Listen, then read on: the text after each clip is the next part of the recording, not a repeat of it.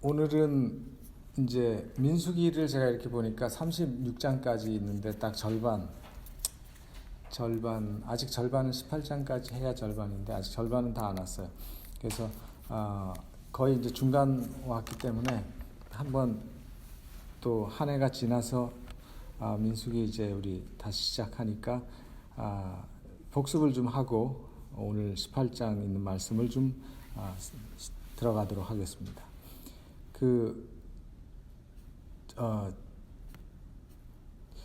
지난 첫 시간에 민수기 처음 시작할 때 민수기를 두 부분으로 나누는 사람들도 있고 세 부분으로 나누는 사람들도 있는데 그냥 대부분의 사람들은 민수기를 세 등분을 합니다. 그 어떤 시기적으로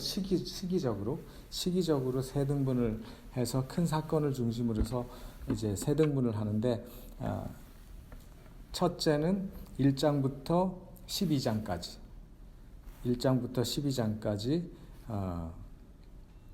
9세대들 출애굽부터 시작해서 시내산 가나안 정복을 위해서 이 정탐꾼 보내기 전까지 그래서 시내산에서 출발해서 가데스 바네에 도착할 때까지의 그 기간, 2달 동안의 기간을 1장부터 12장 3분의 1을 차지하죠. 그 시간 동안에 하나님께서 하신 일이 뭔가 하면 인구 조사하고 이제 군대를 조직하시고 이런 모든 레위 지파의 수를 조사하시고 이런 여기 이제 나온 것 보시는 것처럼 준비하는 일을 하죠. 가나안 정복을 준비하시고 그 다음에 13장부터 25장까지는 이제 정탐꾼들이 파송되고 정탐꾼들의 불신앙과 불순종으로 인해서 가나안 정복이 이제 지연되는 그중 그래서 이제 이때부터 광야 38년, 40년 보통 우리 대개 40년의 방랑 기간이 시작되는 그 기간이 바로 13장부터 25장까지고 중간에 있는 부분이죠. 지금 우리가 공부하고 있는. 그래서 정탐꾼들의 보고, 그 다음에 백성들의 불신 쭉 나오고, 그 다음에 16장에서 또 고라가 반역하고, 하나님께서 그 고라의 반역을 진압하시고, 이제 이런 내용들이 쭉 나옵니다. 그 다음에 이제 26장부터 이 두 번째 부분이 바로 38년을 다 끝난 이제 40년 방랑을 끝나는 것이 어디냐면 25장이에요. 그래서 모압 평지까지 도착하는 얘기고 그 다음에 26장부터가 뭐냐면 26장부터 36장까지 이제 마지막 부분이 출애굽 1세대들은 다 죽고 이제 2세대들이 가나안 정복을 위한 준비를 하는 거죠. 그래서 가데스에서부터 모압으로 이동하는 그 과정의 내용 가운데 나오는 내용이 바로 그 마지막 부분이에요. 그래서 이런 전체 내용 쪽에 민수기의 전체 내용 가운데 지금 우리는 제일 중간에 있어요. 18장 공부 이제 오늘부터 합니다. 그래서 고라의 반역으로 시작된 그 이스라엘 백성들의 모세와 아론에 대한 쿠데타라고 말할 수 있죠.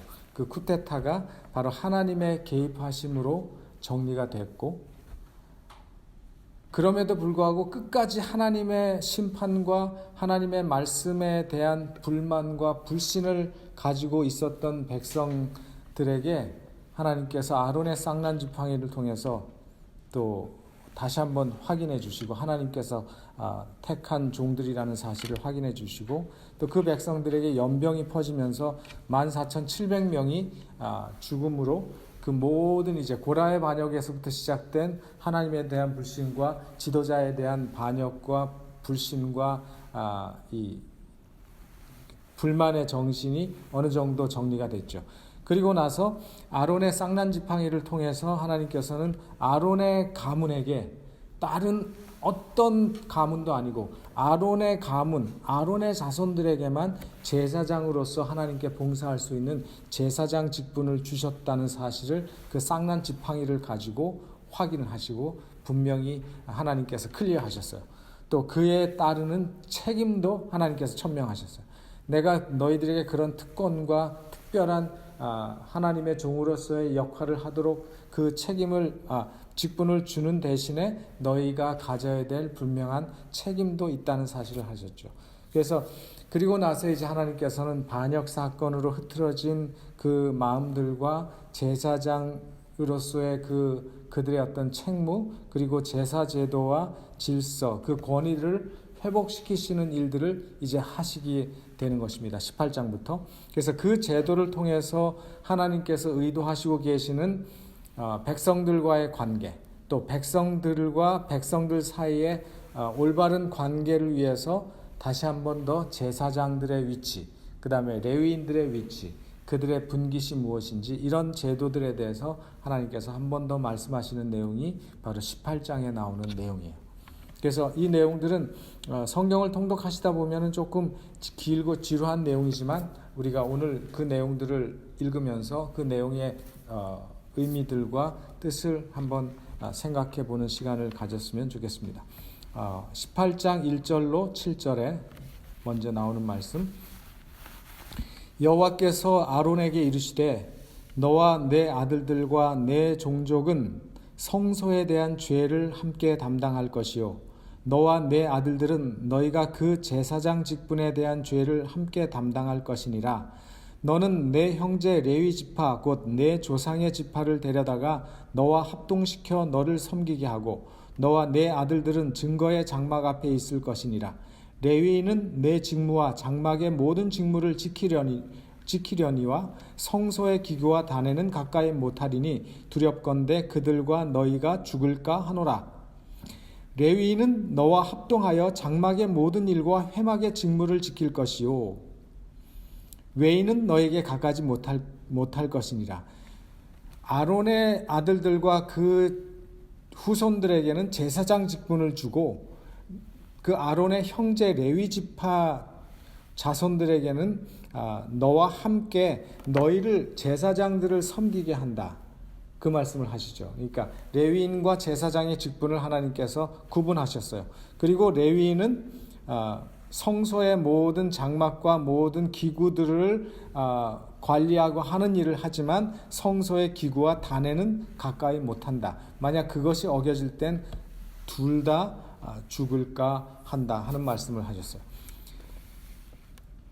5절 이와 같이 너희는 성소의 직무와 단의 직무를 지키라. 그리하면 여호와의 진노가 다시는 이스라엘 자손에게 미치지 아니하리라.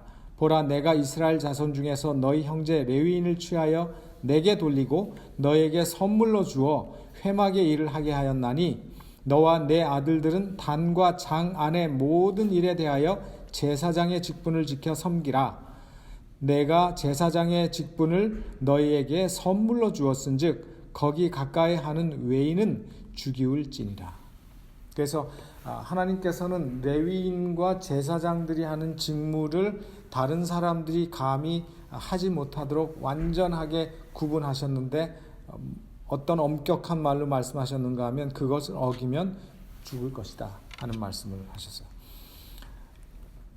하나님의 이 선택에 의해서 하나님의 명령에 의해서 레위 족속이 성소 봉사를 위해서 구별됐어요.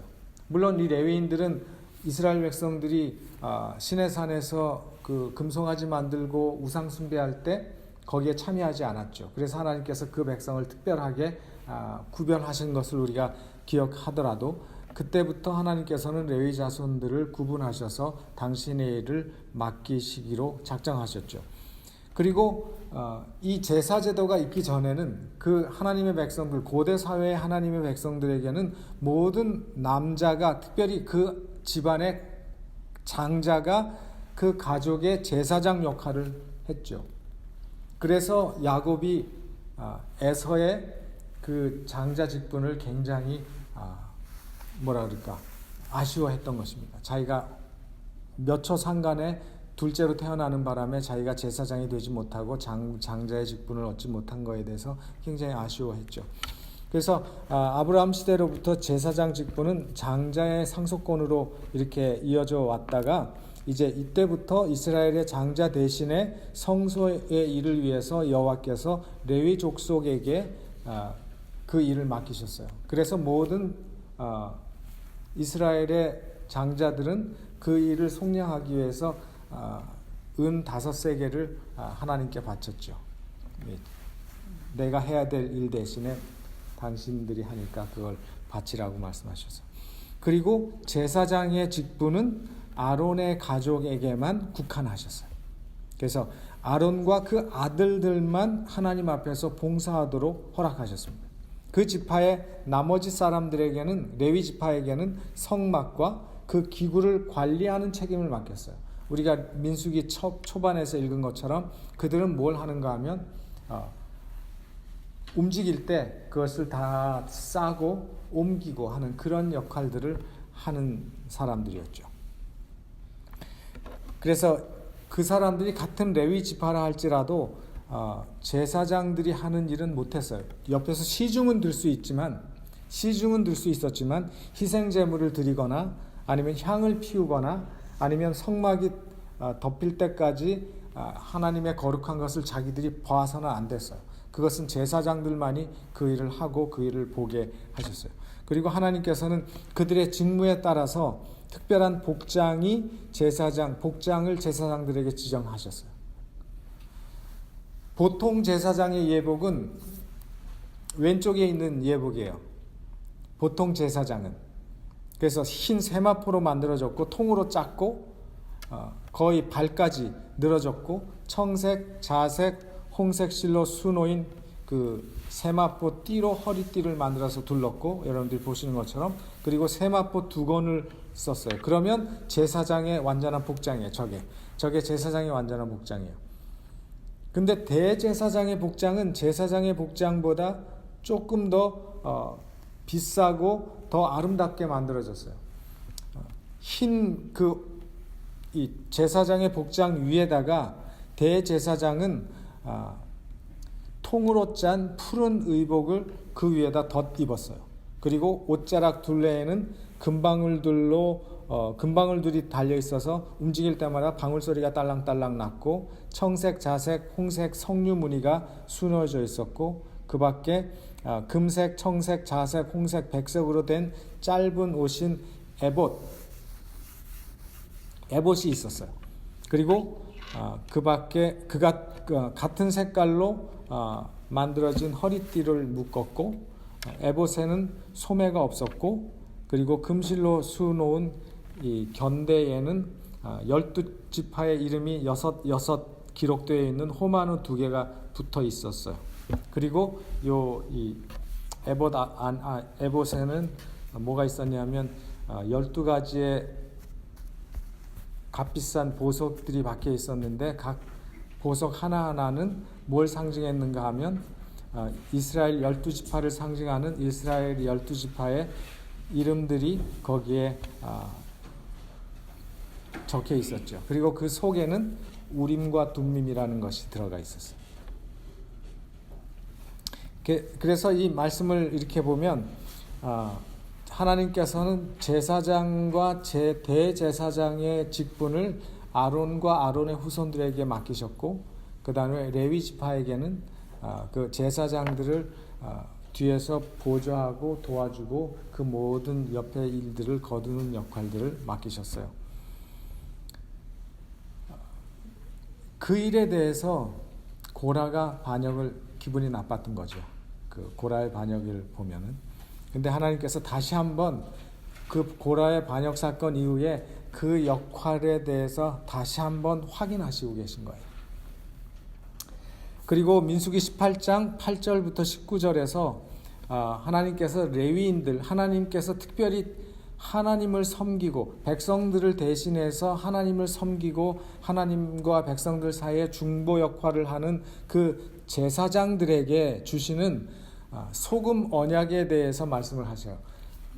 무슨 언약이라고 말씀하셨는가 하면 새 언약도 아니고 옛 언약도 아니고 하나님께서 소금 언약이라고 말씀하셨어요. 이 소금 언약이 왜 하나님께서 소금 언약이라고 하셨을까요? 소금 언약. 맞춰보실 수 있을 것 같아요. 맞추실 수 있을 것 같아요. 왜 소금일까요? 왜 레위인과 제사장들에게 주시는 그 언약을 하나님께서 소금 언약이라고 하셨을까요? 18장의 내용은 레위인과 제사장들에게 하나님께서 주시는 책임과 또 그들에게 주시는 하나님의 분깃 그리고 몫에 대해서 말씀하고 계신데 또 그들의 책임에 대해서 말씀하시는데 소금 언약이라고 하신 이유는 여러분 소금 언약이라고 하는 것은 뭔가 하면 소금은 우리가 아는 것처럼 부패 방지잖아요. 변하지 않게 하는 거잖아요. 그렇기 때문에 소금 언약이라고 하는 것은 해체될 수 없는 언약이죠. 결코 썩지 않는 언약. 그래서 변하지 않고 아주 거룩한 하나님과 그들 사이에 맺어진 변치 않는 그런 언약이라고 하는 사실 뜻에서 하나님께서 소금 언약이라고 표현을 하셨어요. 그래서 그 자체가 소금이 방부제 역할을 하는 것처럼 소금 언약이라고 하는 것은 하나님께서 이 제사 제도가 끝날 때까지 이 하나님의 약속은 변치 않고 계속 지켜가 주기를 바라는 의미에서 소금 언약이라고 하는 말씀을 하셨어요. 그리고 이제 그 제사장들에게 하나님의 일을 위해서 구별된 제사장들에게 하나님께서는 거제물과 요제물, 불사르지 않은 하나님께 바쳐진 그 제물들을 제사장들의 몫으로 주라 하셨어요. 거제물은 뭔가 하면 이렇게 들어서 하나님 앞에 바치는 것 예물을 거제물이라고 했고 요제물은 흔들어서 하나님께 드리는 제물이라 그래서 요제물이라고 했어요. 그래서 흔들 요자, 들 것자. 그래서 요제물과 거제는 제사장의 몫이 제사장. 그 얘기가 18장 8절부터 11절에 나옵니다. 여호와께서 또 아론에게 이르시되 보라 내가 내 거제물 곧 이스라엘 자손의 거룩하게 한 모든 예물을 너로 주관하게 하고 네가 기름 부음을 받았음을 인하여 그것을 너와 내 아들들에게 영영한 응식으로 주노라. 응식이 음식하고 다를까요? 응식이 뭘까요? 여러분 이거 성경 읽으시면서 응식으로 주노라. 음식인가 보다. 음식을 옛날에는 음식을 응식이라 그랬나 보다. 그렇게 생각하셨을 분들 없잖아요. 응식은 뭐이고 음식이 뭐예요?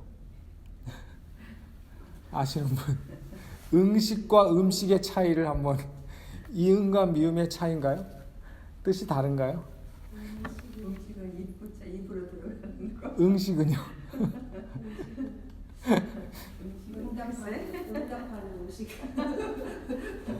이거 성경 읽으면서 궁금하지 않으셨어요? 들어서 머리로. 근데 이거 그냥 읽어보면 이렇게 예물을 영영한 너의 응식으로 주노라 하니까 먹으라 하시는 거구나 이렇게 생각하고 넘어가셨을 거예요.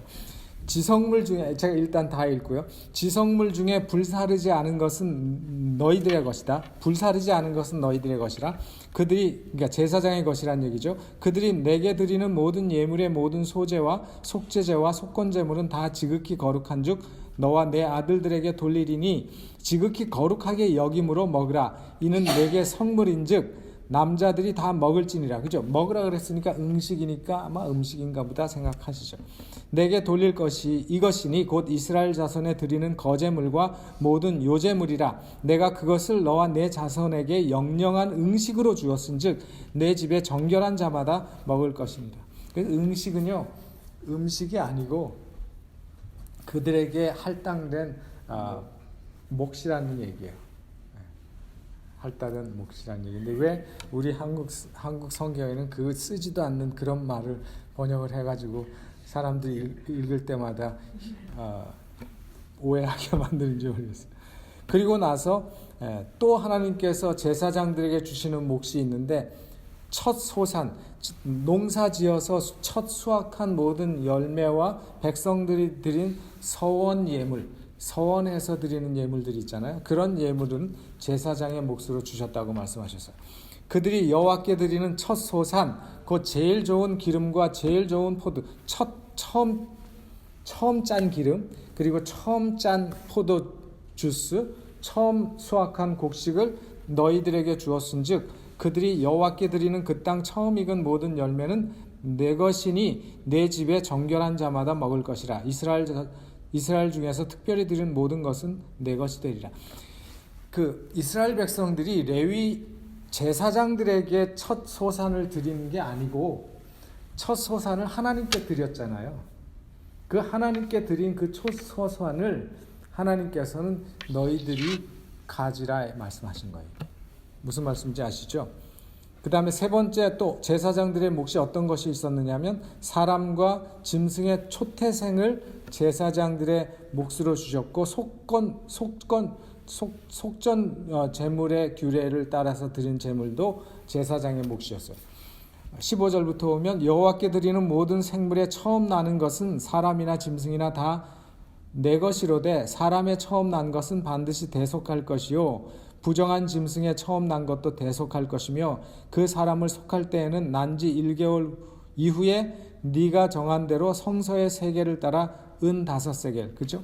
은 5세겔로 속하라. 한 세겔은 20계란이라. 오직 소의 처음 난 것이나 양의 처음 난 것이나 염소의 처음 난 것은 속하지 말지니 그것들은 거룩한즉 그 피는 단에 뿌리고 그 기름은 불살라 여호와께 향기로운 화제로 들릴 것이며 그 고기는 네게 돌릴지니 흔든 가슴 요제죠.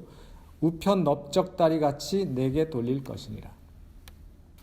그래서 이것들은 제사장에게 갔어요. 제사장들은 굉장히 고기를 많이 먹었을 겁니다. 그 다음에 또 거제물은 제사장의 권리, 응식이라고 말했어요. 그래서 제사장의 분깃이 하나님의 것임을 잊지 말라고 하는 말씀을 이제 그 다음에 하십니다. 이스라엘 자손이 여호와께 거제로 드리는 모든 성물은 내가 영영한 응식으로 너와 내 자손에게 주노니 이는 여호와 앞에 너와 내 후손에게 변하지 않는 소금 언약이니. 그렇죠? 소금 언약이라고 말씀하셨죠. 여호와께서 또 아론에게 이르시되 너는 이스라엘 자손의 땅에 기업도 없겠고 그들 중에 아무 분깃도 없을 것이나 나는 이스라엘 자손 중에 내 분깃이요 내 기업이니라. 그래서 하나님께서 이 레위인과 제사장들에게 아주 놀라운 약속을 하셨어요. 이런 모든 것들이 너희들의 몫으로 내가 준다. 너희들에게는 땅은 주지 않지만 너희들의 기업은 바로 내가 너희들의 기업이고 내가 너희들의 분깃이 될 것이다 라는 그 약속을 하셨어요. 제가 이걸 읽으면서 이야, 하나님께서 제사장들한테 굉장히 후하게 주셨다 생각을 했어요.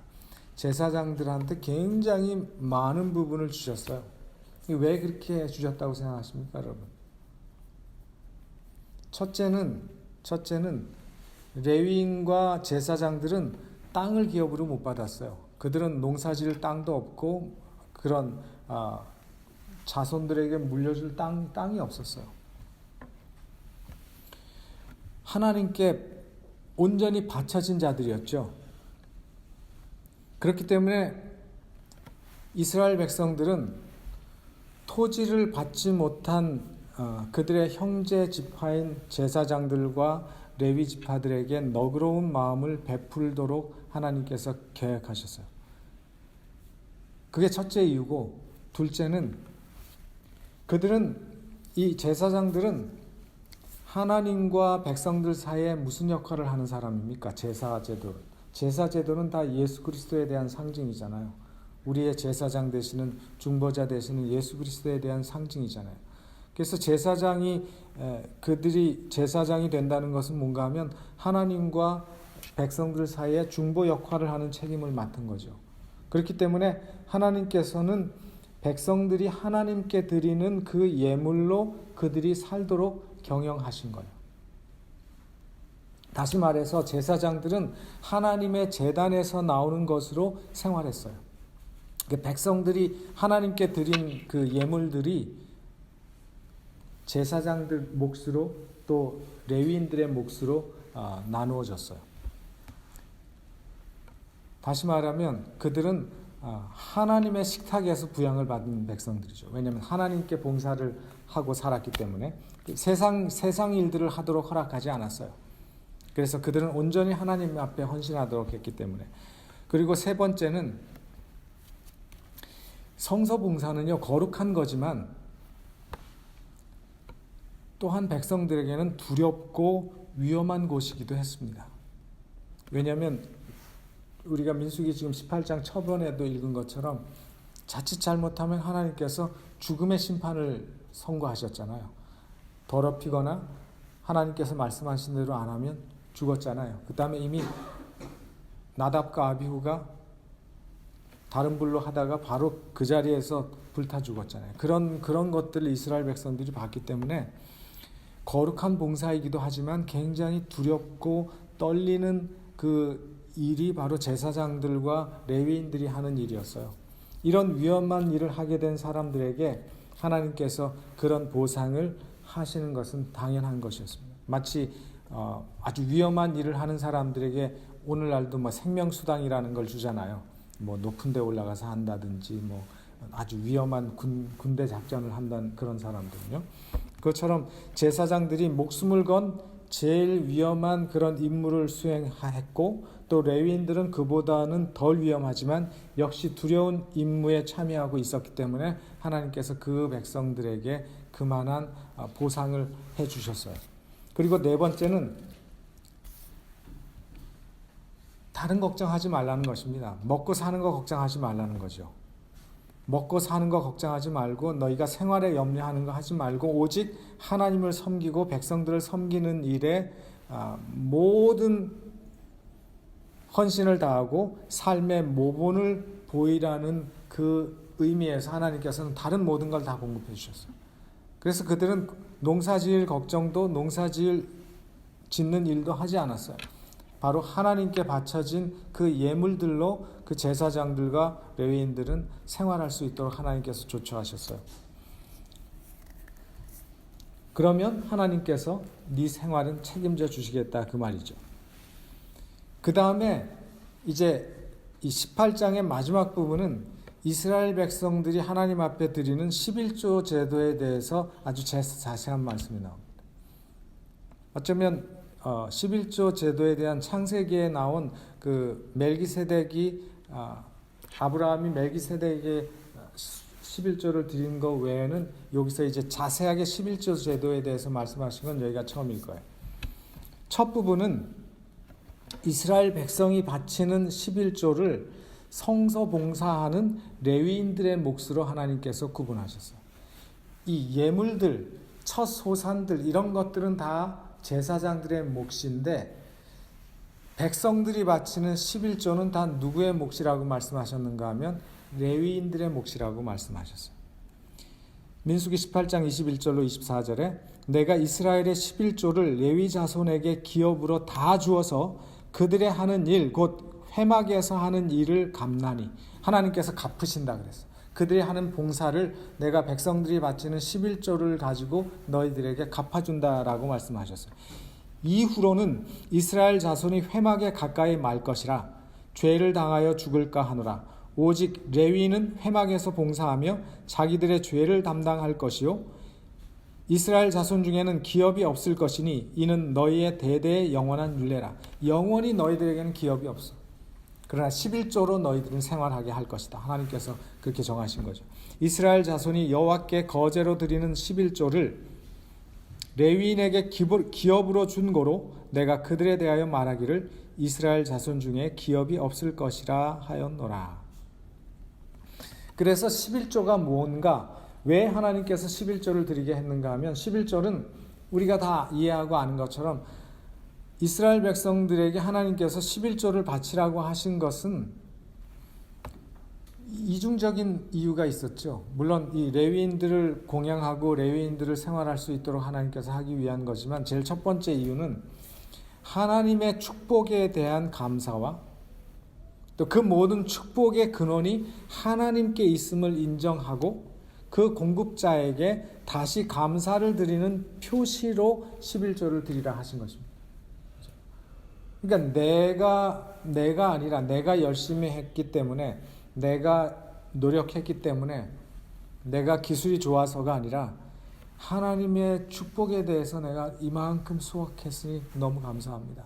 그 중에 11조 10분의 1을 내가 하나님께 바칩니다. 이것이 11조의 의미라는 것입니다. 그래서 하나님을 인정하고 하나님을 그들의 삶의 축복에 또 모든 공급의 근원으로 받아들임에 대한 반응이 바로 11조를 드리는 것이라는 것이죠. 내가 잘나서 내가 잘해서 얻은 것이 아니라는 것입니다. 그래서 하나님을 인정하고 모든 것이 하나님으로부터 온 것임을 인정하고 그분께 영광을 드리는 그 행위가 11조를 드리는 것이에요. 그래서 백성들의 11조는 하나님께서 레위인의 봉사를 갚는 것이라고 하셨고, 이 11조를 하나님께 드리는 무슨 예물로 간주하신다고 말씀하셨는가 하면 거제 예물로 간주하신다고 했어요. 거제 11조를. 그래서 이 말씀은 11조는 하나님께 드린 예물로 받으시지만 백성들이 11조를 드리는 것은 레위인들에게 주는 것이 아니라 하나님 앞에 드리는 거제의 예물로 드리는 것이지만, 다시 그 11조를 성소 봉사를 전업으로 하는 레위인에게 하나님께서 갚아주신다는 거예요. 하나님께서 받으셔서 하나님께서 갚아주신다는 것입니다. 레위인이 11조를 받아서 살 수 있게 하는 그 전제 조건이 뭐냐면 성소에서 하는 그 모든 봉사에 전념하라는 것입니다. 그리고 이 일은 어느 다른 사람들이 하도록 해서는 안 된다는 사실을 하나님께서 강조하셨어요. 그리고 두 번째 11조 규례를 말씀하셨어요. 이게 첫 번째 11조 규례고 두 번째 11조 규례를 말씀하셨는데, 이건 뭔가 하면 레위인이 받은 11조의 11조, 레위인이 백성들로부터 하나님께 11조를 받았잖아요. 예? 그 11조를 받은 11조를 레위인들이 또 하나님 앞에 11조를 드렸어요. 감사의 예물을. 그리고 그 11조가 누구에게 돌아갔는가 하면 제사장들에게 갔어요. 아론의 후손들에게. 25절부터 29절까지 여호와께서 모세에게 일러 가라사대 너는 레위인에게 고하여 그에게 이르라. 내가 이스라엘 자손에게 취하여 너에게 기업으로 준 11조를 너희가 그들에게 취할 때에 그 11조의 11조를 거제로 여호와께 드릴 것이라. 그러니까 레위인들도 하나님께서 그들에게 11조를, 백성들이 드린 11조를 레위인들에게 주셨잖아요. 그럼 그들이 받은 그 11조를 그들은 그 11조의 축복에서 또 11조를 구분해서 하나님 앞에 거제로 레위인들이 드리라고 말씀하는 거예요. 그 11조의 11조를 거제로 여호와께 드릴 것이라. 내가 너희의 거제물을 타작 마당에서 받드는 곡물과 포도즙 틀에서 받는 집같이 여기리니, 이 말씀 잘 기억하세요. 너희는 이스라엘 자손에게서 받는 모든 것의 11조 중에서 여호와께 거제로 드리고 여호와께 드린 그 거제물은 제사장 아론에게로 돌리되, 너희의 받은 모든 예물 중에서 너희는 그 아름다운 것 곧 거룩하게 한 부분을 취하여 여호와께 거제로 드릴지니라. 지금 이게 같은 말인데 반복한 거예요. 어떻게 반복하고 반복한 것인가 하면, 레위인들은 백성이 바친 11조에서 11조를 구별하여 하나님께 거제의 예물을 드리라고 하셨는데, 27절에 있는 말씀을 보면 11조를 거제로 드릴 때 27절에 보면 내가 너희의 거제물을 타작 마당에서 받드는 곡물과 포도즙 틀에서 받드는 집같이 여기리니 그랬잖아요. 이 말이 뭐냐면 레위인과 제사장들은 타작 마당에서 타작할 곡물이 있어요, 없어요? 없죠. 포도즙 틀에서 짤 포도가 있어요, 없어요? 없어요. 왜냐하면 그들은 땅이 없어요. 농사지을 땅이 없는 사람들이에요, 레위인과 제사장들은.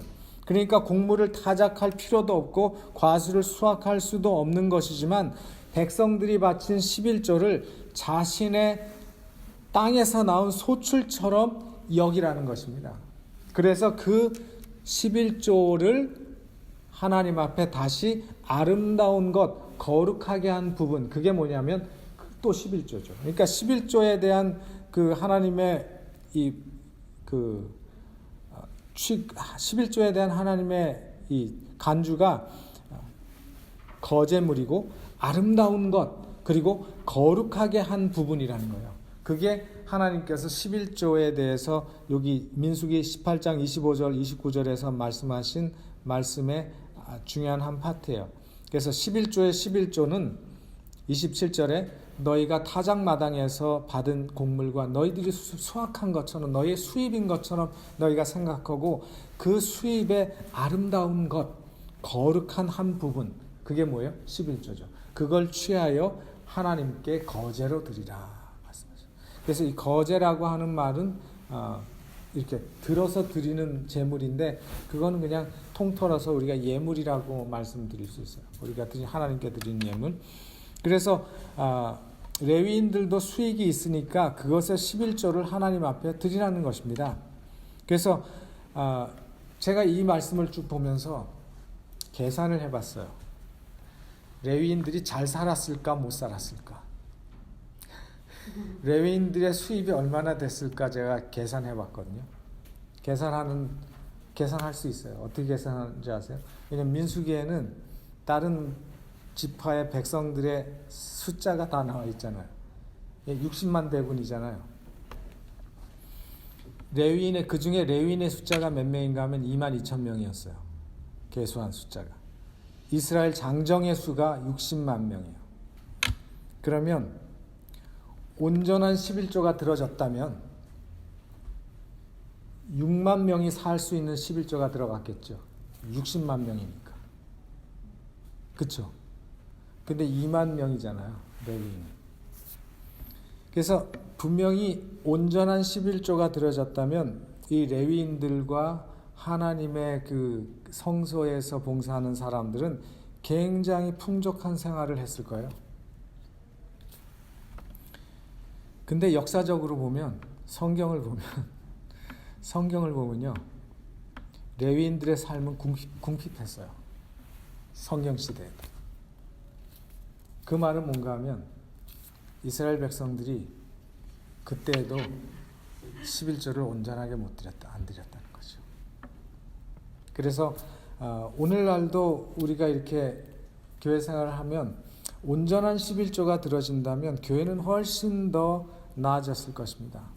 근데 그렇지 못하죠. 그게 그 옛날부터 하나님께서 11조 제도를 말씀하신 그 시대부터 그렇잖아요. 60만 대군이 11조를 드리면 60만